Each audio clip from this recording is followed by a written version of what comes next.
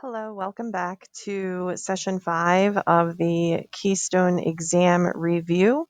The session 5 review sheet can be found on the Google site for our school.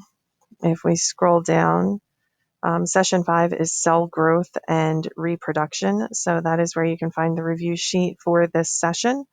Going back to our slideshow, the main ideas for session 5 are to be able to describe the events that occur during the cell cycle.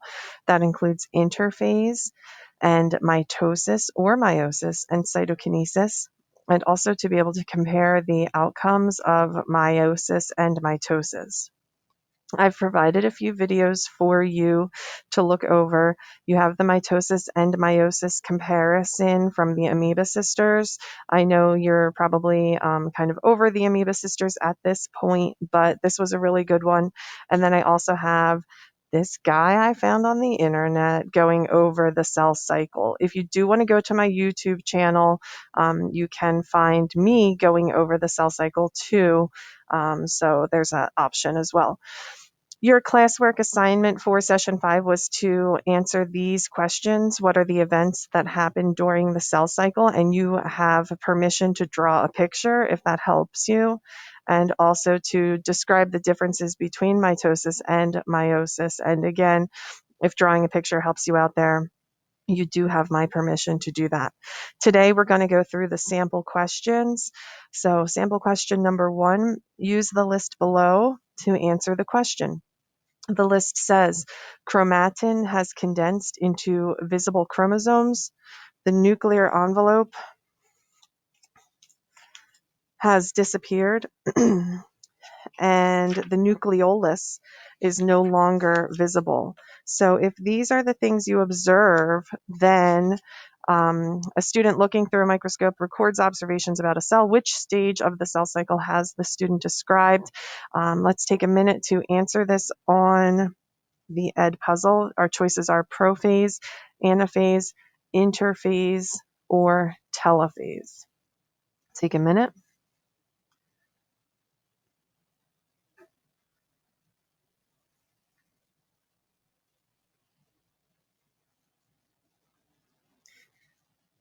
If you selected A, you are correct. This is demonstrating prophase. When the chromatin has condensed, it starts taking on that chromosome, that ropey look. The nuclear envelope has disappeared and the nucleolus is no longer visible. None, B, C, and D would not be the correct answer. A little concerning, as usual. Only 46% of students in Pennsylvania got that one, so not cool. All right.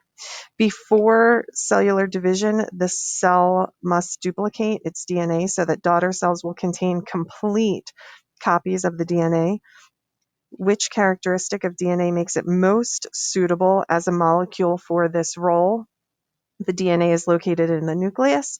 The DNA is a large macromolecule.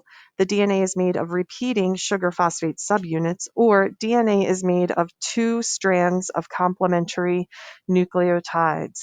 So take a minute to answer this in the Ed puzzle.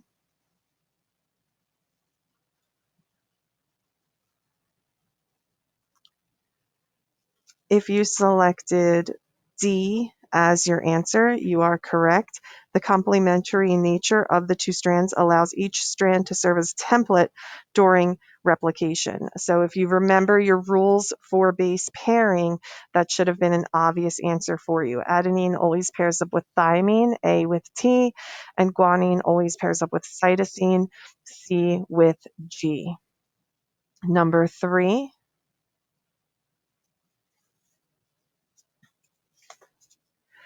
At a point in the cell cycle, chromosomes have aligned near the middle of the cell.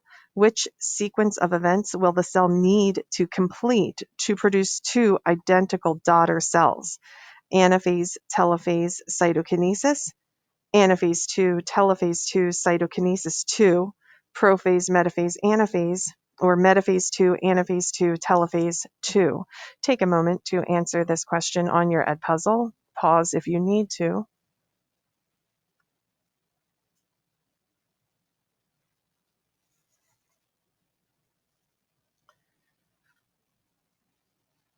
If you selected A, sorry, that's the next question. If you selected A, that is the most correct answer.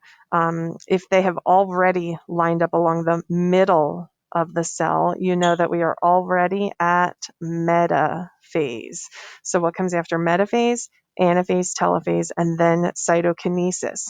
We're producing two identical daughter cells. So we know that we are in mitosis, not meiosis, because meiosis produces four genetically different haploid cells. So B and D we can automatically rule out because you only have anaphase 2, metaphase 2 during the second round of meiosis.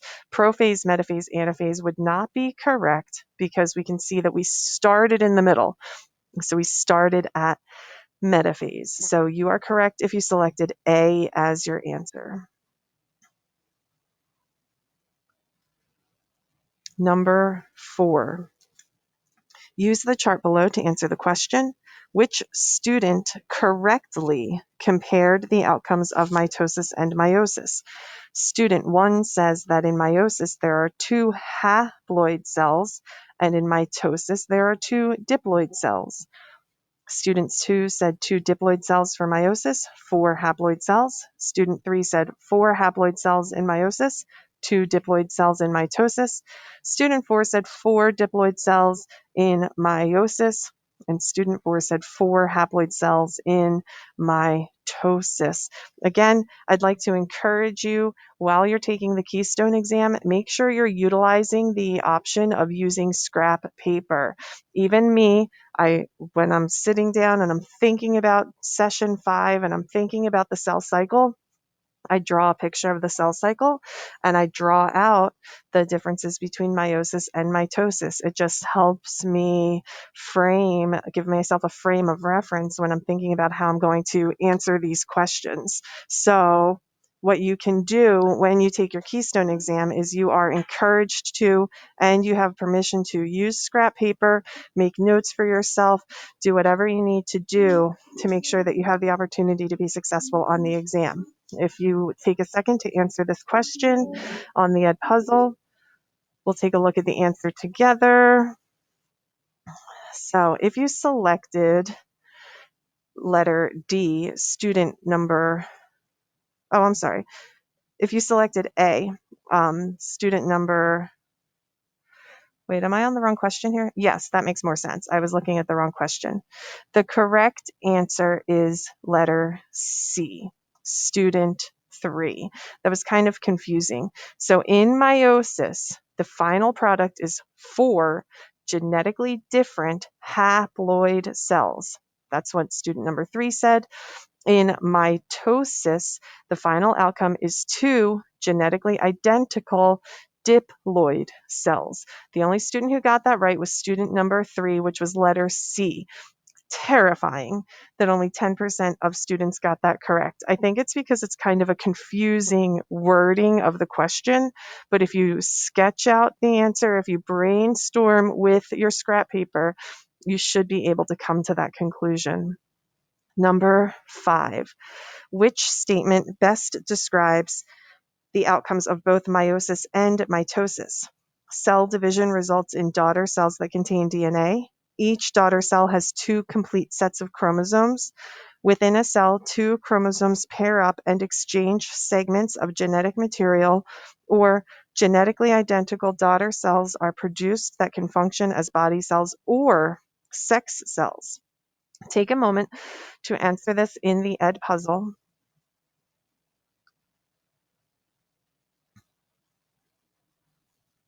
Looking at the answer for number 5, if you selected A, that is the most correct answer, which we always get a red flag when we see a Keystone question that has the word best. Which statement best describes the outcome of mitosis and meiosis? That means some of these choices might make a little bit of sense, but there's one that makes the most sense. So there's one answer that is the best one, and that would be A. Cell division, whether it's mitosis or meiosis, results in daughter cells that have DNA, because all cells have genetic information.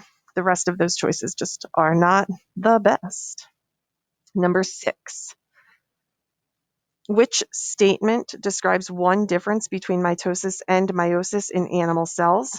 Mitosis produces sex cells and meiosis produces diploid cells.